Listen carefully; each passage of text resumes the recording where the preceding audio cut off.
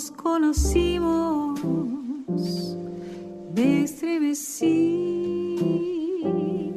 Buenas tardes, aquí estamos en nuestro grupo radial de recuperación de la codependencia, similar al grupo de APAP, de Fundapap, que funciona en esta capital.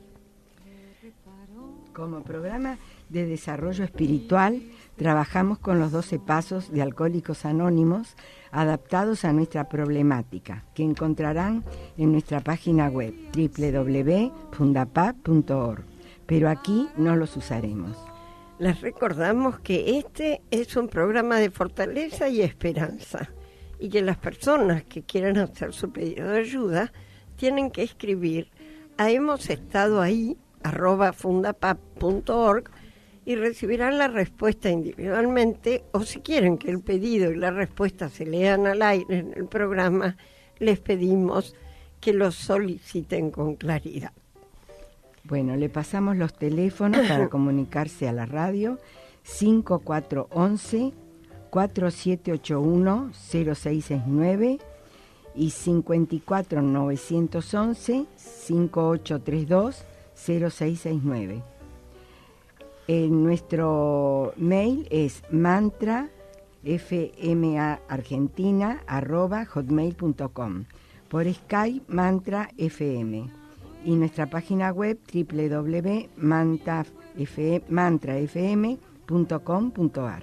Estamos hablando de los datos de la radio. Bueno, además les avisamos que en Facebook tenemos una página que se llama Hemos Estado Ahí, Mantra FM 91.9.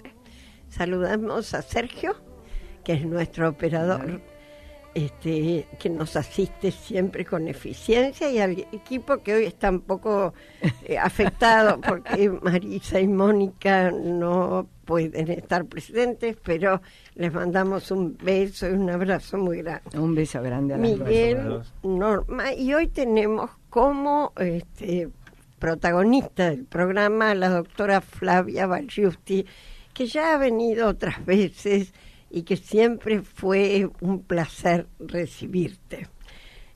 Flavia es abogada y psicóloga social, especialista en derechos del niño y criminología juvenil, ex jueza de menores, actualmente directora del Instituto del Niño y la Familia del Colegio de Abogados de San Isidro, coordinadora del área de investigaciones y profesora en diferentes posgrados. Fundadora de la Defensoría del Niño del Colegio de Abogados, trabaja en la formación tanto de abogados como en el ámbito judicial. Investiga el tema de la justicia esencial, que compartió con nosotros en otro momento, y hoy nos va a hablar de las neurociencias y su relación con la justicia restaurativa. Todo un tema del que conocemos muy poquito, así que no vamos a poder hacer preguntas demasiado sagaces. Lo dejamos para que nos vayas diciendo vos el desarrollo que quieras darle. Buenas tardes, Flavia. Buenas noches a todos. Un placer estar acá nuevamente de este reencuentro. Para mí es una alegría venir y les agradezco mucho la invitación. Bueno, un gran tema hablar de esto, pero ¿por dónde habría que empezar? Habría que empezar por decir que en los momentos que estamos viviendo se están produciendo cambios a escala tecnológica y a escala del conocimiento sin precedentes. Así es. De hecho, hoy la era que vivimos es la era de la información, la era de lo tecnológico, de lo disruptivo, de la escala que están teniendo estas cuestiones. Y eso pareciera que queda relegado al mundo tecnológico, pero lo cierto es que también impacta en las ciencias sociales en la medida que lo tecnológico aparece también como relacionado con nuevas evidencias. Así es. Sí. Entonces, antes nosotros pensábamos que el cerebro del chico crecía como la persona que iba creciendo así gradualmente, y hoy, gracias a las resonancias magnéticas, a los PET, sabemos que el cerebro va teniendo periodos ventana de crecimiento, estadios, ¿verdad? Y que la adolescencia es un periodo muy especial.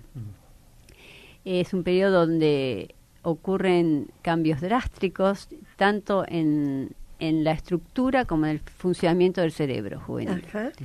Esto dirían, ¿y para qué? ¿Y esto qué tiene que ver esto con la ley? ¿Qué tiene que ver esto con el derecho? ¿Qué tiene que ver con la justicia?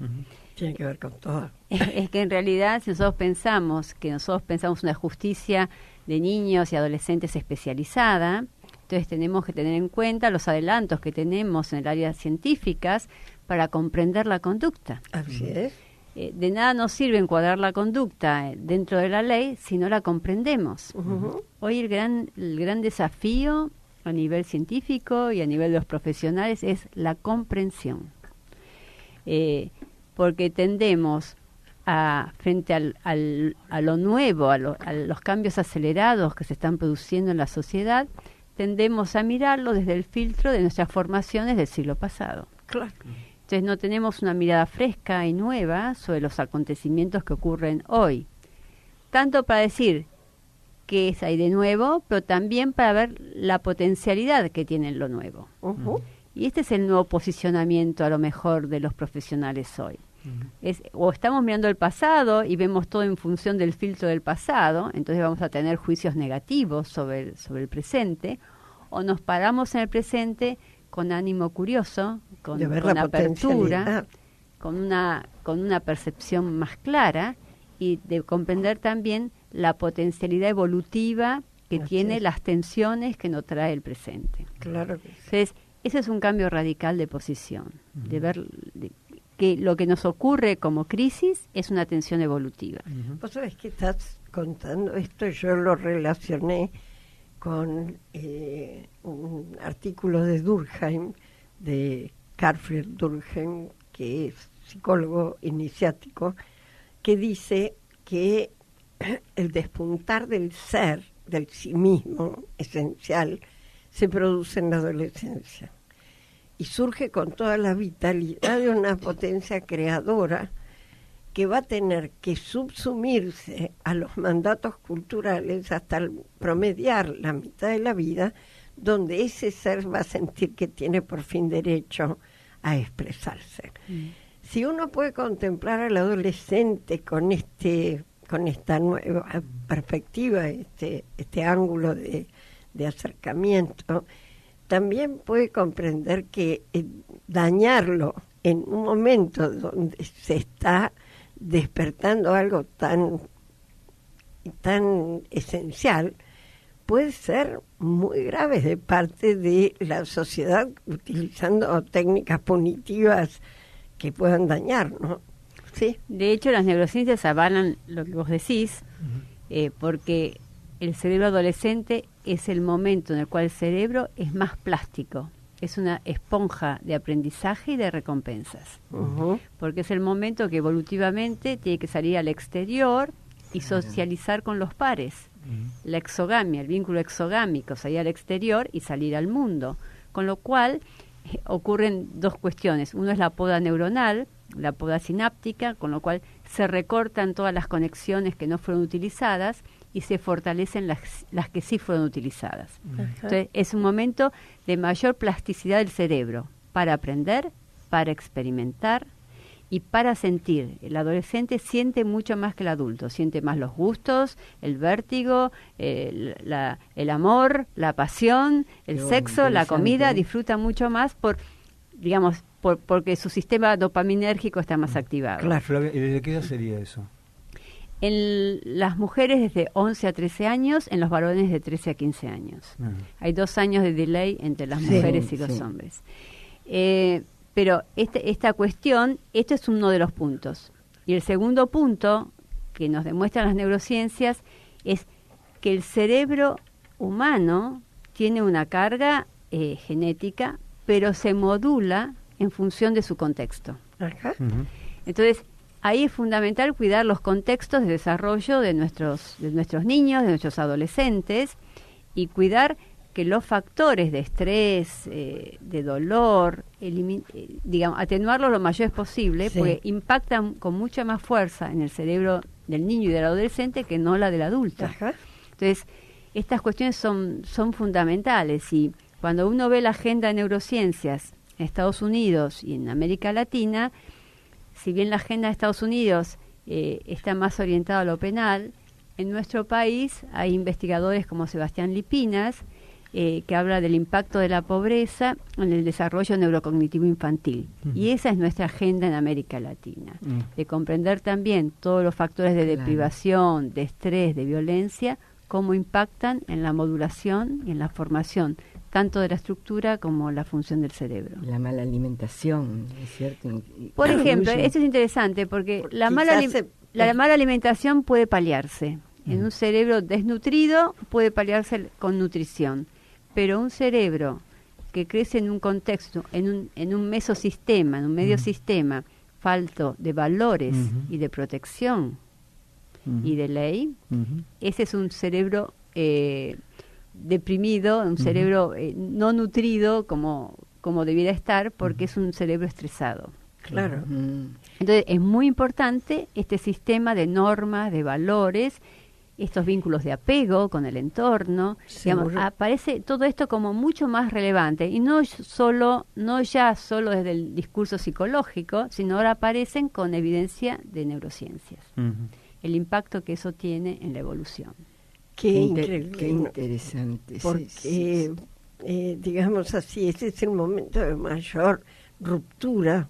Pero cuando nosotros vemos la conducta adolescente, que decimos, el adolescente así fue tipificado de Shakespeare, que hablaba del adolescente, cuál era la conducta. Pero en realidad hay dos factores en el cerebro adolescente. Uno es que su sistema dopaminérgico, que es el sistema de recompensas, está aumentado. Siente más placer en el riesgo, en el vértigo, en probar, pero esa experimentación es evolutiva porque necesita salir de su casa a la exogamia. Y por otro lado, el lóbulo frontal, que es el centro de la inhibición, del control, de la conducta y de la planificación y de la organización, todavía no está maduro. Termina de madurar, ahora sabemos, a los 25 años. Ahora sabemos a los 25 años. Sí, antes se pensaba que ya maduraba antes de los 20, ¿no? Y ahora se sabe que se extendió. Entonces se da esto de la experimentación y a su vez un menor control. Con lo cual, este cóctel explosivo es el adolescente. Claro, lo que yo decía es que ese momento de disrupción de todas las energías conflictivas que existen con la familia, con el entorno, suele ser acotado mediante normas severas o conductas restrictivas, en lugar de poder acercarnos a esa etapa, a esos chicos, con afecto, ¿no? Como para poder darle límite, pero con afecto. Hay una cuestión que también es así neurológicamente. El adolescente tiene menos empatía que un adulto, pues está muy centrado en sí mismo. Exacto. Referencial. Por otro lado, necesita de la contención externa porque es un experimentador. Entonces necesita de un contexto que le ponga límites. Claro que en ese caso el límite es amor. Yo siempre digo, el límite es amor. Por eso, esa era la diferencia que y te por decía. otro lado, desde mi perspectiva, que es la ley, en realidad está construyendo su propia ley interna. Claro. Está un poco alejándose de la ley de los padres. Ustedes piensan que el adolescente aprende a través de los pares, no aprende a través de los padres. Y eso es evolutivo, porque el adolescente tiene que salir de la familia y tiene que adquirir su cerebro social, que es su identidad social. Que además está preparado para vencer o afrontar desafíos que los padres no tuvimos. Entonces muchos padres escuchan más a los amigos que a los padres. Pero es biológicamente así. El adolescente aprende a través de los padres, de los pares. De los pares. No de los padres. Claro. Y esto es evolutivo. Entonces, de ahí radica la importancia que tienen los contextos grupales, los contextos de qué hace el entorno, porque él quiere pertenecer, para él pertenecer es importante. Claro. Acá Mónica aparece en el monitor diciendo, hola equipo, bienvenida Flavia, un placer escucharte. Así que, bueno, Mónica, si querés hacer alguna pregunta, aquí, encantada de oírte. Es como tenerla acá en la mesa con nosotros. Seguro. Y sí, realmente es un momento también histórico muy importante que estamos viviendo no solo en Argentina, sino en el mundo, de cambios que nos presentan un abismo en cuanto al panorama futuro, porque desconocemos el 80% de los resortes que se van a activar, ¿no? Me estoy refiriendo a las generaciones pasadas. No, lo que pasa es que están cambiando cosas que no habían cambiado en 4.000, 10.000 años de humanidad. Exactamente. Por ejemplo, varias cosas. Uno es la concepción del tiempo y el espacio. Ya estamos todos deslocalizados. Cuando yo me reúno con gente de otros países, que lo hago habitualmente, tener reuniones vía Skype, claro, y nos reunimos y hablamos, ¿dónde nos encontramos? ¿En qué lugar nos encontramos?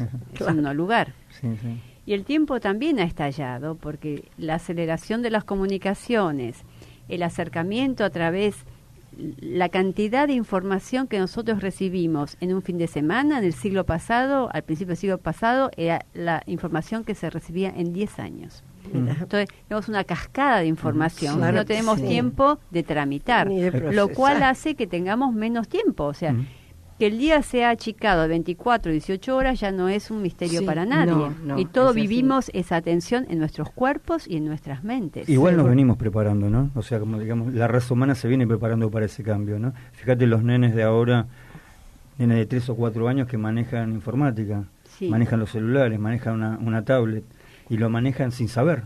Pero hay otra mutación que es más profunda, y es que nosotros como humanos nos hemos accedido a la comprensión del mundo a través del texto de la palabra, el texto escrito o la palabra oral. Claro. Y a través de eso es la clave con la cual accedemos al mundo, o hemos accedido. Hoy los adolescentes, los niños sobre todo, acceden al mundo a través de la imagen, y la imagen tiene una velocidad que no tiene la palabra, que se contextúa en un determinado medio. Entonces, eso es una percepción del sí mismo y del estar diferente al que piensa en función del texto. Son mutaciones humanas, que yo no tengo dudas que son evolutivas, pero que en este momento nosotros estamos sufriendo en nuestras mentes y en nuestros cuerpos esta tensión.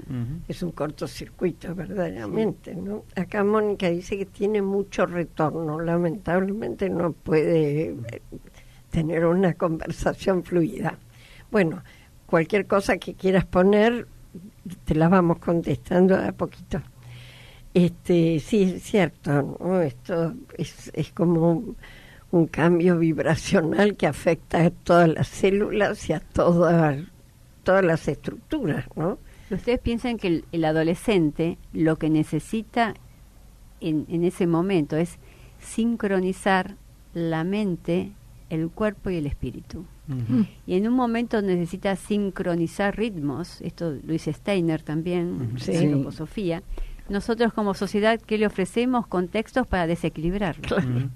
Rompemos los ritmos circadianos, que es la noche y el día, entonces el chico empieza la noche a las 3 de la mañana. Al revés, ya el adolescente biológicamente tiene los ritmos circadianos alterados, pero nosotros en lugar de ayudarlos a regularlo, ofrecemos contextos de poca protección que no permiten regularse.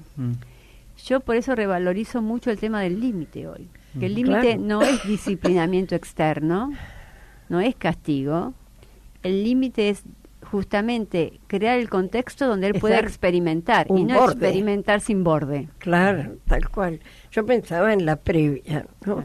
Que hoy no solo los chicos tienen previa, sino que los padres les preparan la previa, que esto es una cosa también llamativa, ¿no? Como los adultos se han deformado para tratar de integrarse con un lenguaje que no tienen y no pueden brindar lo que sí el adolescente necesita, que es la sobriedad de un adulto que conoce esos momentos y que pudo sortearlos con éxito, digamos. Hay un problema de borramiento de las barreras generacionales. Y el niño necesita de adultos. Claro. Y si no, no podemos construir infancia. La infancia tiene que ver con un periodo de vulnerabilidad y necesaria protección.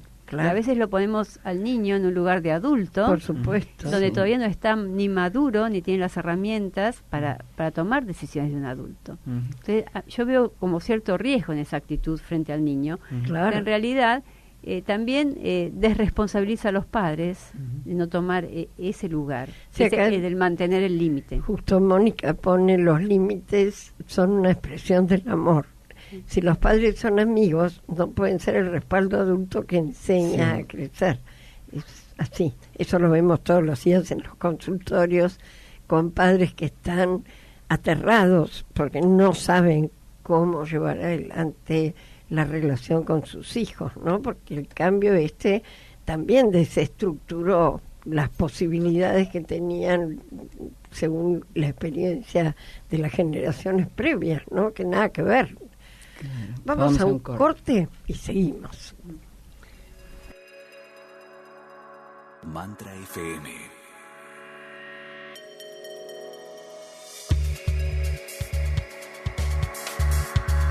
Energía de la nueva conciencia.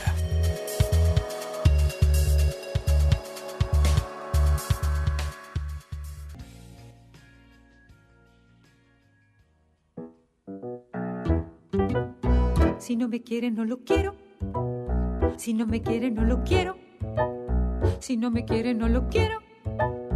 Yo me quiero. Solo por hoy trataré de soltar las riendas y entregárselas a mi poder superior. Dejaré de querer controlar los acontecimientos como si todos fueran mi responsabilidad.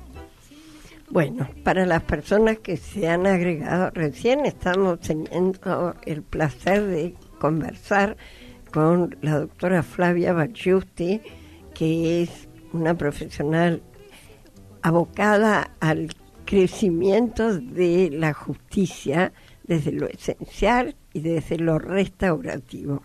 Así que oírla es un placer. Mónica nos dice, hay posiciones que fomentan que los niños sean grandes sin darles el tiempo de crecer en sus etapas, porque para los adultos es demasiado trabajo y deben dejar el narcisismo para ayudar a crecer a los hijos. Elsa dice, quisiera preguntarles de qué manera se los hace más adultos a los niños, cuáles actitudes de los adultos los apuran a crecer. En principio, dejar de lado las propias obligaciones como padres, no las responsabilidades de adultos para sostener el proceso de crecimiento de nuestros hijos. Ese es el primer paso que Mónica dice, no ponerles límites, dejarlos solos pidiéndoles responsabilidades para las que no están preparados. Así es. Y hay muchos chicos que evidentemente asumen responsabilidades que los padres han dejado. Este es el trabajo que hacemos con las familias disfuncionales, que hay a montones, porque claro, con padres enfermos. La conducta adictiva es la vez de la sociedad, ¿no? Entonces es complicado. Hoy una operación que parece que hay que realizar es desacelerar. Yo a veces superviso casos y con los equipos digo, primero hay que desacelerar, porque estamos subidos a un tren de aceleración de eventos, de situaciones que no paramos. A veces hay que desacelerar, adultos y niños desacelerar y crear un corralito para observar lo que tiene sentido. Y a veces solo el hecho de desacelerar aclara la situación. Claro. Tomar distancia, como dice una cosa. Por ejemplo, algo nuevo, yo me acuerdo cuando mis hijas eran chicas, todo el mundo decía, hay que motivarlos, hoy motivarlos también, pero hay que estimularlos, la palabra estimularlos. La palabra era estimular, inglés, a danza, sí, y hoy hay nuevas escuelas de psicopedagogía que dicen, hoy hay que crear ambientes protegidos de estimulación. Claro. Entonces ponen a los chicos en ambientes donde no hay teléfono, no hay colores estridentes, no hay música y juegan con el palito, el agua, la tierra y escuchan el sonido de los pajaritos. Claro. O sea, pues están tan aturdidos. De la lentitud del claro, libro están tan aturdidos con tanto estímulo que no se les da el espacio para ponerse en contactos con sí mismos. Y me parece es el punto central de las adicciones. es un estar afuera todo el tiempo, mirando hacia afuera y no perder la conexión interna.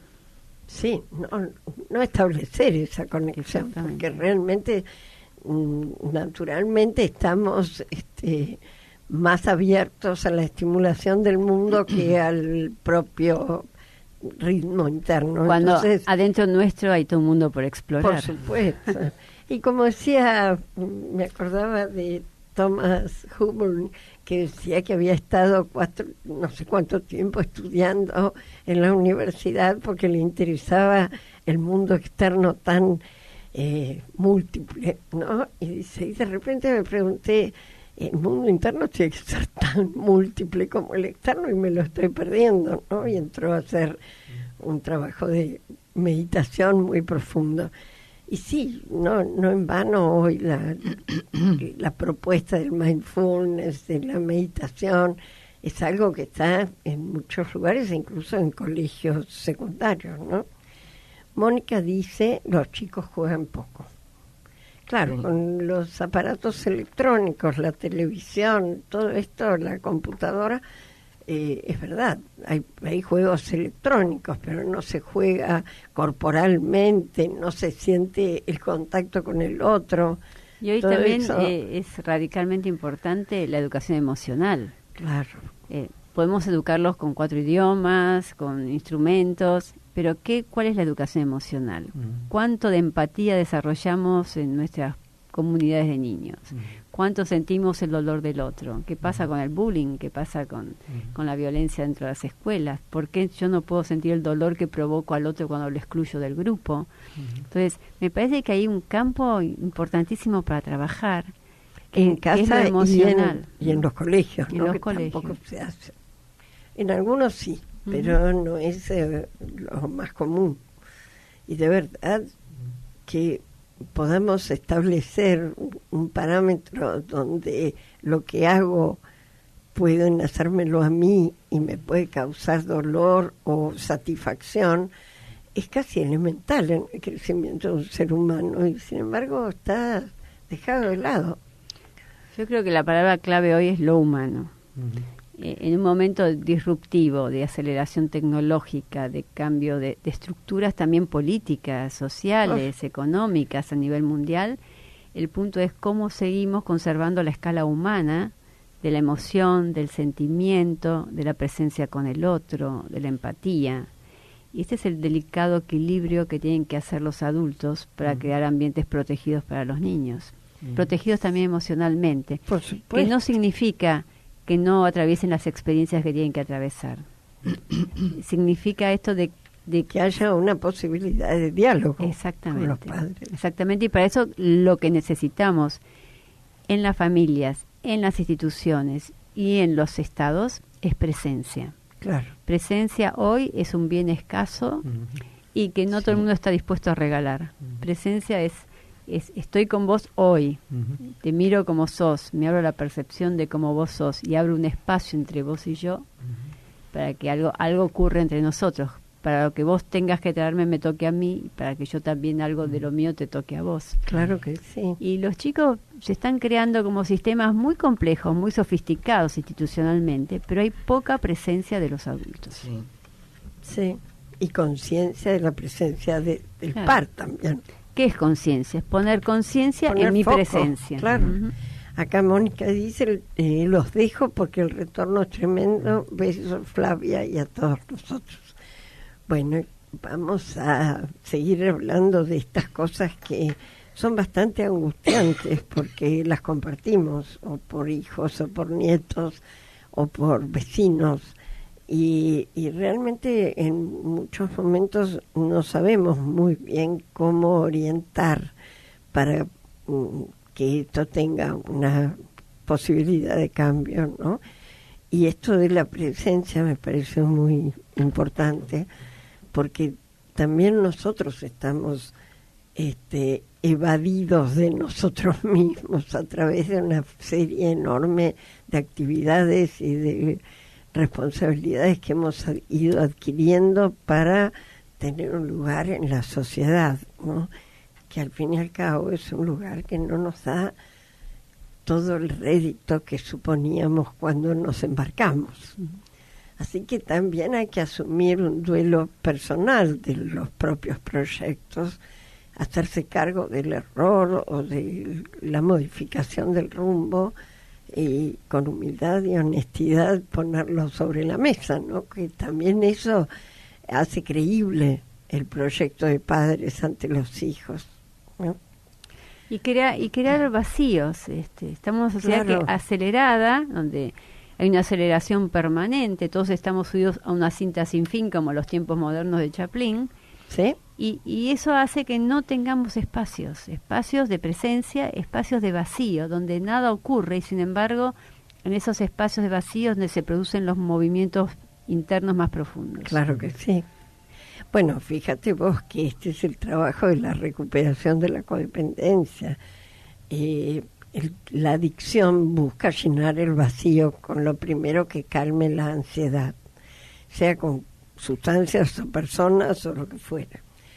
El trabajo que hacemos en los grupos tiene que ver con animarnos a transitar ese vacío en lugar de llenarlo con lo primero que aparezca, y generalmente cuando nos quedamos ahí aparecen verdaderamente respuestas que nosotros creemos que son de carácter sagrado, del ser divino que nos habita, y que de otro modo no lo podríamos escuchar, ¿no? Porque nos aturdimos, digamos, para conectarnos con un mundo que aparentemente soluciona las cosas, pero nos deja absolutamente frustrados, ¿no? Y esto hay que revisarlo para poder hablar honestamente con los jóvenes, ¿no? Y también revisar la calidad de los vínculos. Sí. ¿Qué significa estar conectados socialmente? ¿Qué significa pertenecer a una red? ¿Y cuál es la calidad de vínculo que significa una amistad, o una pareja, o la familia? Más allá de las estructuras que van cambiando con el tiempo. Sí. Y realmente los vínculos también se cultivan, se protegen. ¿Qué significa divertirse? ¿Qué significa divertirse? Porque si uno se fija en muchas reuniones de adultos, no te digo chicos, que todavía es más impactante la estimulación que se utiliza para no escucharse, ¿no? Pero los adultos también. Estamos en reuniones donde se habla de temas triviales y todo el mundo grita y todo el mundo se ríe y todo el mundo hace aportes intrascendentes y desvalorizantes. Se utiliza mucho la descalificación y la desvalorización de los demás en el mundo adulto. Entonces esto es ofensivo para los chicos, ¿no? Porque los chicos sienten con claridad que hay una actitud violenta y agresiva de los adultos que después pretenden dar normas de buena conducta, ¿no? Entonces es toda una revisión muy profunda de la vida que vivimos. Que es la alegría, genuinamente. Sí, claro. Que es el placer, que es estar en la vida. Y qué importante los padres que den ejemplo, ¿no? No con lo que dicen, sino con lo que hacen, con la forma de actuar. Qué mejor para un hijo que ver cómo es el padre o cómo es la madre, ¿no? Y también como miembros de la sociedad, tener presencia en que cada uno es un núcleo resonante con los demás. Entonces, no lo que pensamos, lo que hacemos, cómo estamos, la presencia que tenemos, tiene resonancia en los demás más cercanos, pero en entornos más lejanos que nosotros ni siquiera nos llegamos a percibir. Vos sabés que hoy recibí un mensaje por Facebook de un muchacho, un señor, no sé qué edad tendrá, que me decía, tus intervenciones me parten el coco. Yo vengo de la filosofía y escucharte me hizo revisar mis postulados, ¿no? Yo le contesté que además de partirle el coco, espero que le sean útiles, ¿no? Pero digo esto, ¿cómo uno, asumiendo una responsabilidad social, porque tener un programa de radio o vos estar dando clases sobre esto estamentos jurídicos muy anquilosados. No es fácil, pero cuando uno lo hace con total honestidad, hay repercusiones que son muy importantes. Y yo creo que eso también tenemos que transmitir para que la gente se anime a afrontar las responsabilidades, porque traen como consecuencia gozos muy profundos del alma, que es sentirse que uno está aquí en este mundo haciendo algo que sirve, algo que nos sirve y que le sirve a otros. Y yo creo que eso tiene, que lo hablamos muchas veces, se delinque porque no se sabe que da mucha más felicidad cumplir con la ley. Te voy a poner un ejemplo, y ahora retomamos el tema de justicia restaurativa. Sí, claro. Había una tribu, creo que era en Nueva Zelanda, donde al niño cuando nace se lo nombra con un nombre y un sonido, una melodía. Cuando llega a la adolescencia, si comete alguna conducta transgresora, lo vuelven a llamar en la comunidad, se reúnen todos y le vuelven a cantar su canción y a repetir su nombre, porque ellos dicen que él olvidó quién era. Eso es una linda metáfora. Preciosa. Sí, porque en realidad no es tomar el acto, la conducta desde el lugar nada más de disvalor, sino es porque alguien olvidó quién realmente es, olvidó su esencia, su sonido íntimo. Exactamente, pero ¿qué sucede? ¿Quién puede nombrar a un otro en su esencia si no ha trabajado con la propia? Esto es lo que yo creo que es importante trabajar con los adultos, que es posible remontar ese vacío o ese desierto en el que transitamos tantos años y poder abordar un reconocimiento más genuino de quiénes somos. Además uno creció porque se equivocó. Únicamente. Uno no creció por los logros, sino creció porque se equivocó, porque atravesó grandes desiertos. Exacto. Sintió la soledad, sintió el abandono. Uno también estuvo en el lugar del agresor, porque siempre está la víctima y el victimario. Uno también fue victimario, uno también fue víctima. Y estos lugares no son tan estáticos. No, claro que no. Entonces, tener registro de eso, de que todos somos pecadores, todos en algún lugar nuestro tenemos nuestra sombra, y no poner la sombra en el otro, pero nada más. Por supuesto. Bueno, eso es responsabilidad. Claro que sí. Claro yo siempre digo que responsabilidad es tomar la ley en libertad. Exactamente. Eso es responsabilidad. Es elegirla. ¿no? Y acá está Eri que dice: hola a todos, muy interesante la charla, gracias. Hola Eri. Hoy hay muy poquita gente en el chat, pero de todos modos después nos escuchan, así que vale la pena. Nos vamos a un corte y retomamos con la justicia restaurativa. Después vos, Elsie. Hemos estado ahí por la 91.9 Mantra FM. Sunrise, sunrise, looks like morning in your eyes, but the clock's held 9:15. Si no me quiere, no lo quiero. Si no me quiere, no lo quiero. Si no me quiere, no lo quiero. Yo me quiero proteger. Solo por hoy tendré un programa a seguir. Trataré de desprenderme de dos plagas, la prisa y la indecisión. Bueno, y ahora sí, esto que hemos visto como antecedente de tu tarea específica hoy, te lleva a estar frente a estamentos tradicionales aportando nuevas ideas. Contanos un poco cómo es esto de la justicia restaurativa y las nuevas ciencias o neurociencias. Bueno, la justicia restaurativa en realidad no es algo nuevo, es algo que ya está en nuestros pueblos originarios. Claro. Es cómo las consecuencias del delito se pueden reparar en la persona, en la víctima, pero también en la comunidad, con una participación muy activa de la comunidad. Esto es pensar las consecuencias del acto, cómo pueden repararse, ponerse en el lugar de la reparación y no en el lugar del castigo. Y esto es muy apto para trabajar con adolescentes, cuando ellos aprenden a través de la experimentación. Qué mejor que aprender a restablecer la empatía con el daño que se hizo, a poner conciencia en eso y a buscar reparación.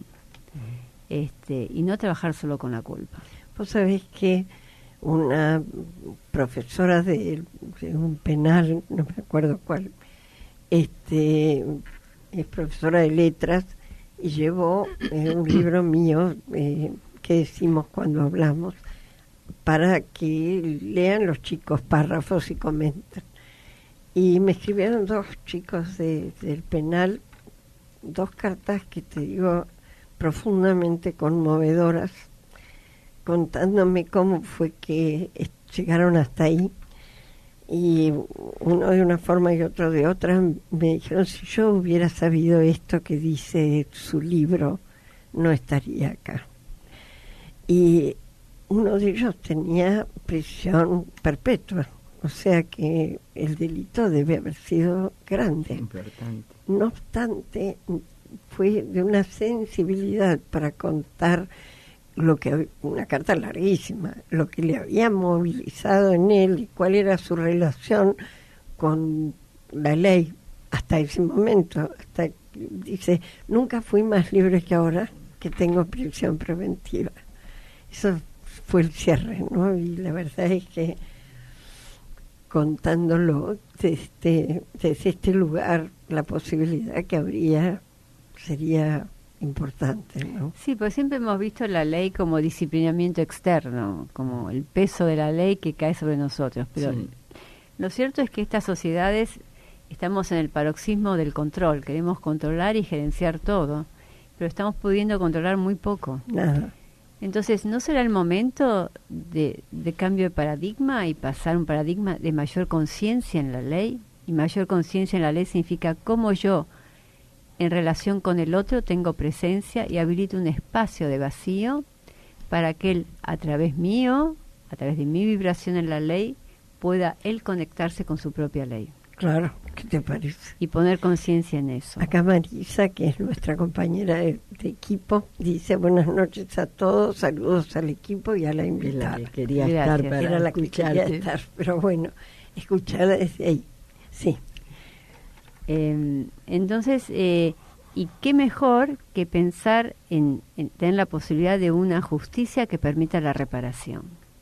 La reparación no solo en la víctima, sino también la reparación de la comunidad, porque cada vez que ocurre un hecho, también la comunidad es víctima de ese hecho. Porque hay una resonancia en cada acción humana, que esto está escindido en la manera de percibir el mundo, ¿no? Y hay otro tema muy interesante que empezamos a hablarlo con Thomas Hubel, cuando yo estuve con él en Israel y cuando él vino acá, y yo ahora estoy organizando grupos, que es el tema de los traumas colectivos. Ajá. Lo que nosotros vemos en nuestro trabajo, pero ustedes también lo verán en lo psicológico, en otras áreas, es que cuando una persona es emergente de una conflictiva, una conducta, cuando uno bucea un poco empieza a ver que esto es transgeneracional. Claro que sí. También en neurociencia está la epigenética, que hoy también da cuentas de eso, como un trauma de personas que tuvieron un campo de concentración 3 generaciones atrás, en la generación de hoy ese trauma está vivo. Entonces, ¿de qué manera también a veces la expresión social, la expresión de una cultura está emergiendo a través de eso un trauma que es colectivo, que no es del suelo individual, hay de un suelo colectivo de este trauma, y algunas personas lo expresan a través de ellos. Entonces, también nos preguntamos, en esto de lo social, cuánto hay de trauma colectivo en lo que está pasando, y cuando no vemos lo colectivo, no vemos el trauma o lo que allá pasó, tendemos a poner el dedo en el hoy. Pero en realidad hay algo de hoy que está expresando algo de la sombra que viene atrás, que no fue transformada y que busca transformarse. El hecho de los ataques de Francia y a Siria, y que después haya revancha, que se ve como un ataque terrorista sin ver que la causa que lo generó tuvo una potencia impresionante y cruel, ¿no? ¿Cómo nos enajenamos de nuestras propias responsabilidades poniéndole la culpa al otro social. Pero lo que tendemos a poner la culpa individual, y por ahí lo que nos está mostrando en este tránsito de paradigmas es que acá hay cuestiones que son de campo, no son individuales. Entonces, yo puedo tener una conducta, pero estoy expresando algo de mi campo familiar, de mi campo social, de mi campo cultural.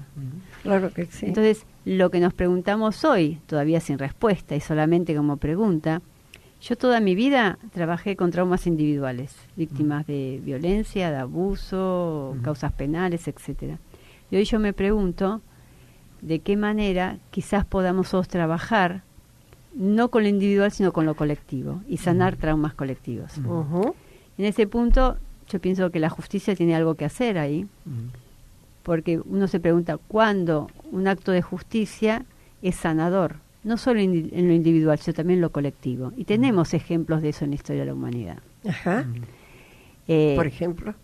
Por ejemplo, bueno, el Nunca Más, los tribunales que hubieron acá en la Argentina. Es verdad que lejos estamos de haber sanado ese trauma, pero por lo menos un principio de tramitación, o sea, hablar cuando hay verdad, empieza la sanación del trauma. Claro que Primero tiene que haber verdad. Para que haya justicia tiene que haber verdad. Y después es la justicia, y después el perdón es una instancia individual, pero que ya no es colectiva. Claro. Pero la pregunta de hoy es, ¿cuánto de lo que está pasando en la sociedad y en las culturas tiene que ver con traumas colectivos que no encontraron su resolución y se están expresando hoy? Entonces, ¿cuán ciegos somos cuando vemos en lo individual solo lo individual, cuando en realidad en una dimensión más profunda está expresando un dolor colectivo? Y a veces los traumas colectivos, justamente los que se trabajan, no son los más nuevos, porque los más nuevos no pueden mirarse siquiera. Está el dolor que no se pueden mirar, sino que los traumas colectivos que se empiezan a trabajar son los más viejos, que resuenan con los más nuevos. Claro, que por ejemplo, con el tema de la ley, nos preguntamos muchas veces en la Argentina por qué nosotros no respetamos la ley. Y no es muy difícil imaginar que cuando los españoles vinieron acá a estas tierras y trajeron su ley, hubo una ley que no fue vista y no fue respetada, que fue la ley de los pueblos originarios. Había una ley antes que llegue esta ley. Claro. Y esa ley fue silenciada. Ninguneada, totalmente. Ninguneada. Cuando hoy en realidad, cuando vemos las leyes de los pueblos originarios, eran cosmovisiones mucho más en sintonía con lo que es el respeto por la tierra y la ecología, y mucho más comunitarias que a lo mejor el derecho como lo entendemos tan singular hoy. Claro. Entonces, quizás también parte de los traumas que vivimos hoy tienen que ver con lo colectivo. Entonces, por ahí llegó el momento de cómo nosotros podemos mirar esto con los ojos a través de los campos de lo colectivo de otra manera, de una manera más fresca, más nueva. Y a lo mejor acá radica la potencialidad que tiene el futuro. Porque en realidad, cuando nosotros permitimos abrirnos a esto, hay algo que se puede sanar del pasado. No es que lo que pasó, sino que si yo desde el presente puedo mirar ese pasado con respeto, honrándolo, también puedo sanar el pasado. Y sanando el pasado, también sano el presente. Claro, claro que sí. Ahora, hace falta una actitud profunda de revisión, no solo histórica, sino personal, porque todos nosotros estamos involucrados en nuestra historia. Cuando nosotros decimos, ese es culpable, ¿por qué no pensar, todos somos culpables? Claro. Es muy fácil cuando uno en el mecanismo de sombra, proyectar en el otro la sombra que no quiero ver de mí misma, proyectar en la otra cultura lo que yo no quiero ver de mi cultura. Pensar que el inmigrante trae todo lo que yo no quiero ver de lo que pasa en mi cultura. Sí, que no quiero verlo, ¿no? Me acuerdo que hará unos 20 años escribió una nota para una revista en la que decía que en la medida que usemos con tanto desparpajo los bienes de forma insultante hacia quienes no los tienen, estamos generando un enemigo que nos va a acosar sin lugar a dudas. Me dijeron que yo era una visionaria negativa, y es lo que está ocurriendo en la sociedad de hoy. Porque hay una palabra que para mí es clave, que va más allá de la ley y la justicia, que es lo equitativo. Claro, ¿Qué es lo equitativo? La equidad, claro. ¿Qué es la equidad en nuestra generación, que está dilapidando recursos de generaciones futuras? Claro. Que es la acumulación financiera por un lado y un mundo que no puede sobrevivir por el hambre. Así es. O por la violencia. ¿Sí? O por la falta de bienes simbólicos, no solamente son bienes materiales.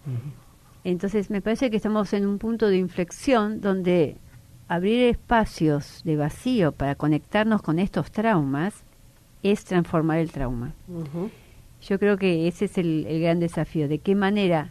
Porque como el trauma individual se sana en lo individual, como los traumas colectivos nosotros podemos, como colectivo, sanar un trauma que nos pertenece a todos.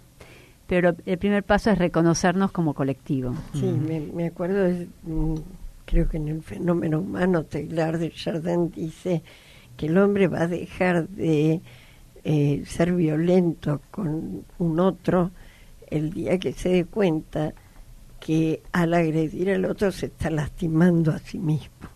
Y esto tiene que ver con lo que él decía, el homo noeticus, ¿no? Un hombre de conciencia, que no es el homo sapiens. Y creo que tiene que ver con el nuevo paradigma, con la posibilidad de vivenciarnos en un mundo vivo, ¿no? Donde el planeta es un organismo. Y volviendo a Teilhard de Chardin, en un mundo con sentido. Con sentido, claro. Donde tiene sentido que estemos acá, tiene sentido nuestra existencia, tiene mucho sentido la existencia de los demás. Entonces, solo poner conciencia en el sentido nos hace a nosotros atractores para que otras personas también despierten el sentido. Sí, acá hay un comentario político que nosotros no lo compartimos en la radio, porque cada uno puede pensar como más le guste. Yo creo que sí, en algún momento he podido decir con claridad en alguna charla que di, que la propiedad privada usada de manera desmesurada es un arma mortal. Y esto cae mal, porque uno dice algo así, inmediatamente dicen comunista, es esto. Y no, tiene que ver con una revisión. No quiere decir que uno no pueda tener bienes propios. Tiene que ver con lo equitativo. Con lo equitativo. ¿Qué es lo equitativo? Y en esto de la justicia, no hace falta acudir a los tribunales para la justicia, sino que cada uno de nosotros, en cada momento de su día, en cada momento de su vida, puede ser justo. Y justo no significa ser rey Salomón, significa ser equitativo. Y equitativo es con los demás, pero también con nosotros mismos. Claro que sí. Vos sabés que en el Evangelio no se dice que hay que ser bueno, se dice que hay que ser justo, porque cada uno tiene que tener la porción de luz y sombra que le corresponde en lugar de enchufarse la otra. Hay que saber llevar la propia sombra también. ¿Qué te parece? Y hay ya que hablas del Evangelio, hay un párrafo muy lindo de Lucas 24, cuando Jesús dice, es la parte de la resurrección, y dice, porque en mí se cumple la ley de Dios. Significa que la ley es más que la ley que me viene de afuera, es una ley que en mí se cumple. Claro que sí. Y eso es ley. Uno tiene libre albedrío para elegir. De hecho lo tenemos el contexto nos es dado, pero frente a cada situación de la vida podemos elegir qué hacer con eso. Claro que sí. Bueno, vamos al último corte. Sí, más allá de eso es sentir que la ley se cumple en nosotros. Claro. Mantra FM, espejo intergaláctico de la 91.9.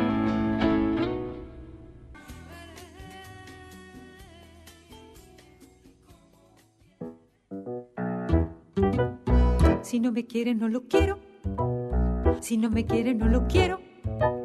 Si no me quiere, no lo quiero. Solo por hoy seré agradable. Me mostraré lo mejor que pueda, vestiré apropiadamente, hablaré en voz baja, actuaré cortésmente, trataré de no criticar, de no encontrarle faltas a nadie ni a nada, y trataré de no superar ni dirigir a nadie más que a mí mismo.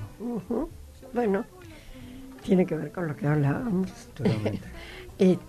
Acá hay un mensaje de Marisa que vamos a leer, sí, que dice, Marisa es nuestra compañera de equipo que hoy no está aquí, que dice, qué claridad siempre la de Flavia, el mensaje esperanzador de cuánto podemos contribuir cada uno desde el propio lugar. Muchas gracias.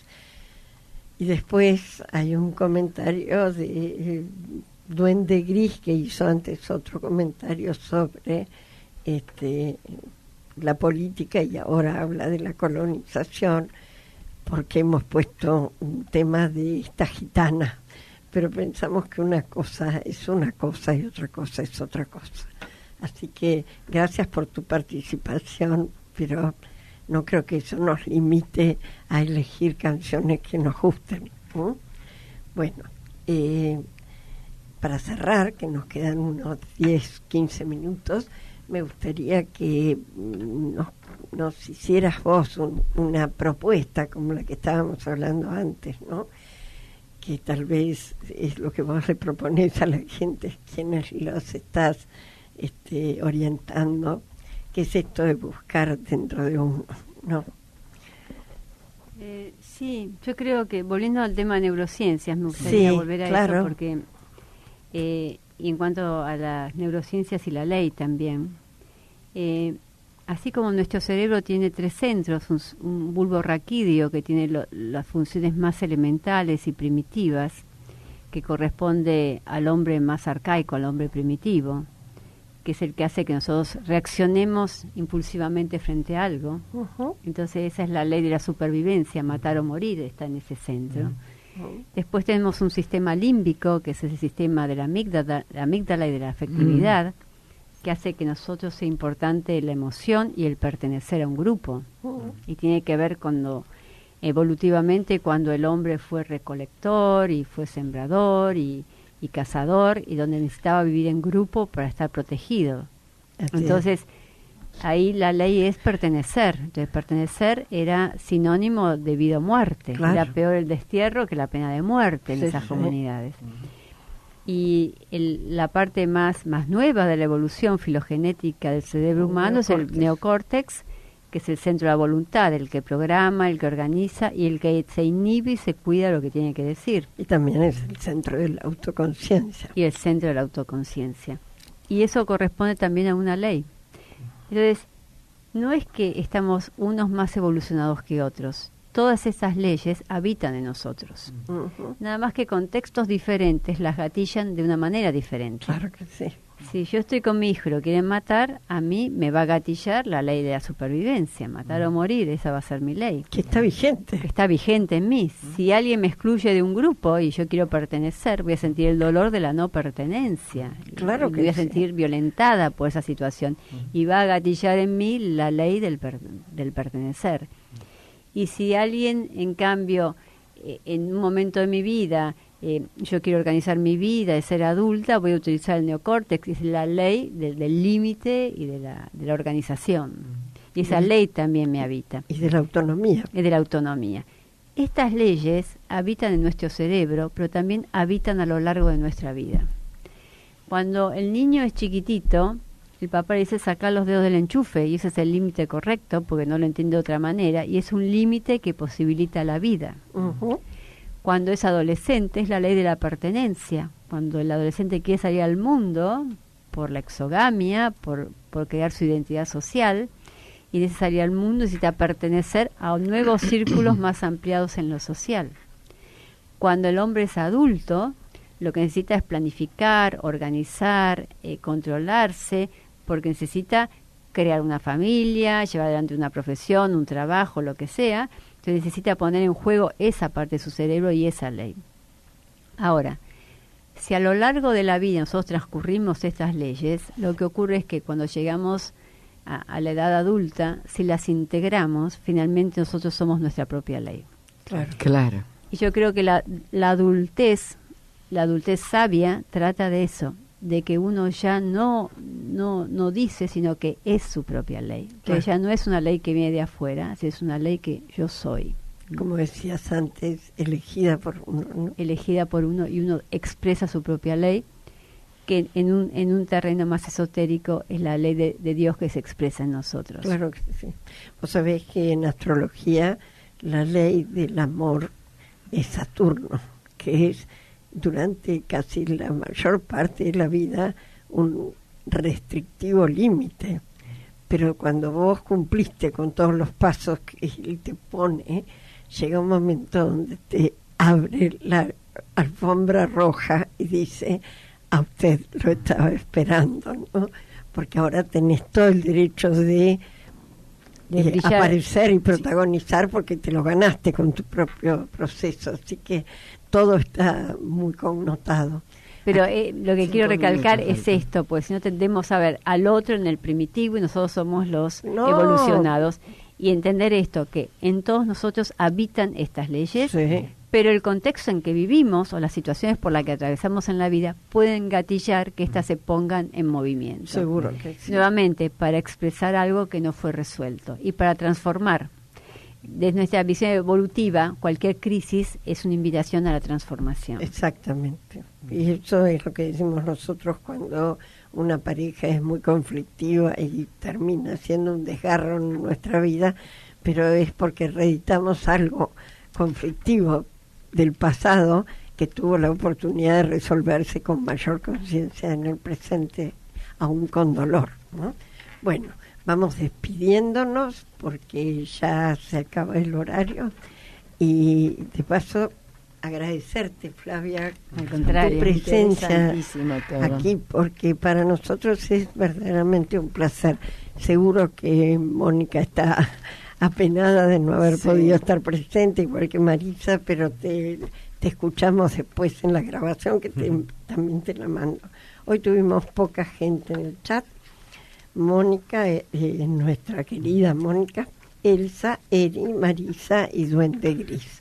A todos gracias por estar allí, a Sergio por acompañarnos desde su eficiencia, y a cada uno de nosotros gracias. Gracias también, quería agradecerles que me hayan invitado una vez más. Para mí una gran alegría estar acá y compartir. Bueno, muchísimas gracias. Y nos despedimos hasta el próximo miércoles con la oración de la serenidad.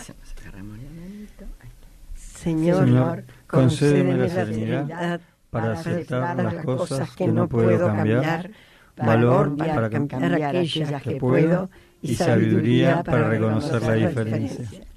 Suerte y buena semana para todos.